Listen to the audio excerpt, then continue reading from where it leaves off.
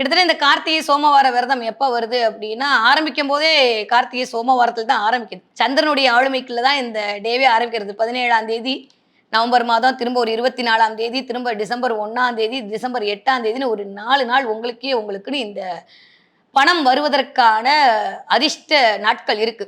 ஆமா, அதிர்ஷ்ட நாட்கள் தான். எப்படி அலாவுதீன் பூதத்த அந்த விளக்க தேய்ச்சாலே வந்துருமோ, அந்த மாரி நீங்க தேய்க்கலாம் வேணாம். கார்த்திகை சோமவாரம் அன்னைக்கு நீங்க விரதம் இருந்தாலே போதும். அப்படி தொட்டாலே காசு வந்தா எவ்வளோ நல்லா இருக்குமோ, அந்த மாரியான பணம் மழை பொழிவதற்கான வாய்ப்பை இந்த விரதம் உங்களுக்கு கொண்டு வந்து கொடுக்கும். ஓகே.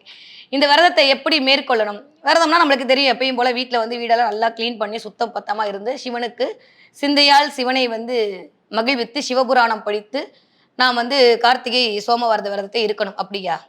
இல்ல. அங்க ரொம்ப ஸ்பெஷலே ஒண்ணு பார்த்தீங்கன்னா, சங்கு தீர்த்த அபிஷேகம் தான். ஸோ கார்த்திகை சோமவாரத்தன்னைக்கு நீங்க யார வழிபாடு பண்ணணும் என்றால், சிவனை தான் வழிபாடு பண்ணணும். ஆனா, அதற்கு முக்கிய கருவியாக இருந்து இயங்கக்கூடிய மகாலட்சுமி வழிபாடு தான் கார்த்திகை சோமவாரத்தின் ஒரு முழுமையான தன்மையை உங்களுக்கு பெற்றுக் கொடுக்கும். சோமன் என்றால் சந்திரனை குறிக்கக்கூடிய ஒரு பேர் நம்மளுக்கெல்லாம் தெரியும். ஆனா உங்களுக்கு சீக்ரெட் சொல்லித்தரவா? சோமம் அப்படின்னா சிவபெருமானும் சக்தியும் ஐக்கியமாகி இருக்கக்கூடிய ஒரு தனத்தை குறிக்கும். அப்போ உலகத்துல இது ரெண்டும் ஐக்கியமான தனம் இருக்கும்போது மட்டும்தான் திருப்தி கிடைக்கும். இப்போ பணம் வந்தா மட்டும் பத்தாது. அது திருப்தியா எனக்கு அது நான் நிலைச்சு நிக்கணும் அப்படின்னா, இந்த கார்த்திகை மாதம் இந்த சோமவார விரதத்தை மேற்கொள்ளும் போது அதற்கான வாய்ப்புகள் உங்களை தேடி வரும்.